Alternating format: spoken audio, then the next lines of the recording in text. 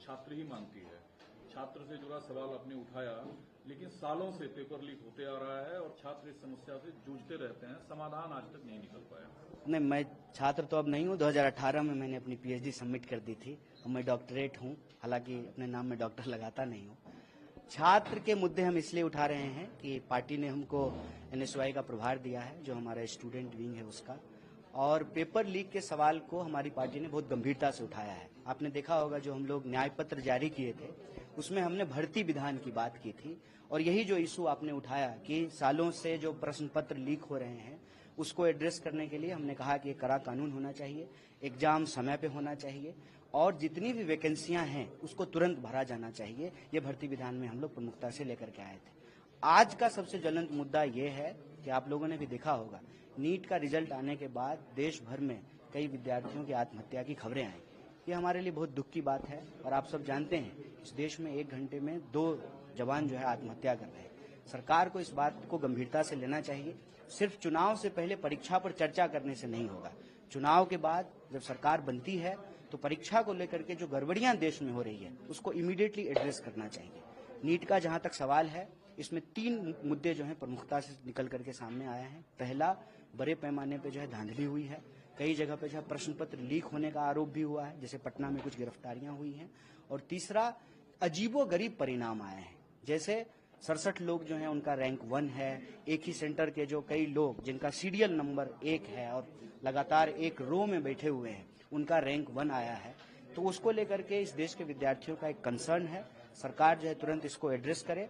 और कांग्रेस पार्टी ने, हमारे राष्ट्रीय अध्यक्ष ने मांग किया है कि सुप्रीम कोर्ट की निगरानी में नीट को लेकर के जो है एक निष्पक्ष जांच होनी चाहिए। बिहार का जिक्र बार बार करते हैं नीतीश जी, क्योंकि सरकार में उस स्थिति में है, क्या आप ये मांग करते हैं नीतीश कुमार स्पेशल पैकेज और स्पेशल स्टेटस की मांग बिहार के लिए करेगा? अभी हम लोग और इस देश के भीतर भाजपा को हम ये कहना चाहते हैं कि आप युवाओं के भविष्य से खिलवाड़ करना बंद कीजिए, परीक्षा पर चर्चा का नाटक बंद कीजिए, समय पर परीक्षा कराइए और परीक्षा में धांधली करने वाले लोगों के ऊपर कड़ी कार्रवाई कीजिए। और इस देश के भीतर जितने भी रिक्त पद हैं उनको इमीडिएटली जो है आपको भरना चाहिए। और यह जो आपकी ध्यान भटकाओ योजना है, मैं कहता हूं कि देश की संस्थाओं को सरकार से अच्छी चीजें सीखनी चाहिए। सरकार से देश की संस्थाओं को गलत चीजें सीखने की जरूरत नहीं है। जैसे सरकार का काम है डाइवर्ट करना, उसी तरह से संस्थाएं भी जो है ध्यान भटकाओ योजना में संलिप्त हो गई है। एक सीधा सा प्रश्न है कि जब परिणाम आना था 14 तारीख को, तो आप 4 तारीख को परिणाम क्यों लेकर के आए हैं? कि पूरा देश जो है वो इलेक्शन रिजल्ट में बिजी रहेगा तो बच्चों की कौन सुनेगा? माँ बाप भी जो है टीवी पे बैठ करके इलेक्शन रिजल्ट देख रहे होंगे, तो जो रिजल्ट में गड़बड़ी हुई है उसके बारे में कौन सुनेगा? वो माँ बाप को जाकर के बताएंगे कि हमने अच्छा एग्जाम दिया है, हमने सारे पेपर जो है अटेम्प्ट किए हैं, तो माँ बाप भी कहेंगे कि नहीं, इसमें तुम्हारी गलती है। लेकिन जब आप इस पूरे प्रोसेस को देखेंगे, विद्यार्थी की कहीं से भी गलती नहीं है, क्योंकि ट्रांसपेरेंट तरीके से एग्जाम नहीं कराया गया है। और साफ साफ एनटीए ने साफ साफ जो है इस बात से डिनाई कर दिया कि जो है पेपर लीक हुए हैं।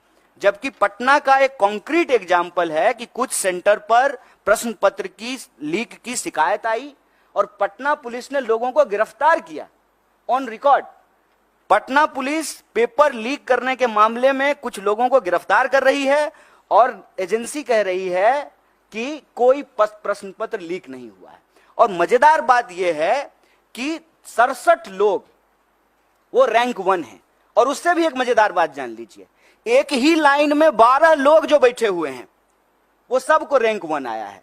मैं समझ रहे हैं कि इनको भी रैंक 1, हमको भी रैंक 1, इनको भी रैंक 1। दुनिया की सारी काबिलियत लेकर के हम ही तीनों बैठे हुए हैं, बाकी और जो है स्टूडेंट के पास कोई टैलेंट नहीं है। एक ही सेंटर पर एक ही रो में बैठे हुए 12 लोग टॉप कर गए हैं। और 100 में 100। हम किसी की योग्यता पे सवाल नहीं उठा रहे हैं, लेकिन जो एनटीए है उसकी योग्यता पे जरूर सवाल उठा रहे हैं, सरकार की मंशा पे सवाल उठा रहे हैं और सीधा सीधा ये मांग कर रहे हैं कि आप देश के बच्चों के भविष्य से खेलना बंद कीजिए, युवाओं के भविष्य से खेलना बंद कीजिए, समय पर एग्जाम कराइए, धांधली को रोकने के लिए, पेपर लीक को रोकने के लिए कड़ा कानून बनाइए। और अभी जो नीट का मामला है उसकी जो है पुनर्समीक्षा कीजिए, जो लोग भी कंप्लेन कर रहे हैं उसका रिड्रेसल कीजिए, और सुप्रीम कोर्ट ने, हमारे अध्यक्ष जी ने डिमांड किया है, सुप्रीम कोर्ट की निगरानी में इसकी जांच कराइए, और जांच में ये गड़बड़ी, ये आरोप सही पाए जाते हैं तो आप एग्जाम को रिकंडक्ट कराइए, और ये चालाकी करना बंद कीजिए कि जिस दिन जो है लोकसभा इलेक्शन का रिजल्ट आ रहा है उसी दिन नीट का रिजल्ट निकाल देते हैं, और यह जो धांधली की गई है, गड़बड़ी की गई है, बच्चों के भविष्य के साथ जो खिलवाड़ किया है, ये चालाकी नहीं चलेगी। परीक्षा पर चर्चा का राजनीतिक और इलेक्टोरल पॉलिटिकल स्टंट हम लोग देख चुके हैं। ये बात जो है विद्यार्थियों को वोट बैंक में समझने का, समेटने का नहीं है। यह बात है कि बच्चे इस देश के भविष्य हैं और उनका जीवन मरण जुड़ा हुआ है इस बात से। लोगों की रूह कांप जानी चाहिए कि एग्जाम के रिजल्ट के बाद जिस पैमाने पे जो है लोग आत्महत्या कर रहे हैं, आप देखिए वो लाइव वीडियो है, सीसीटीवी कैमरा का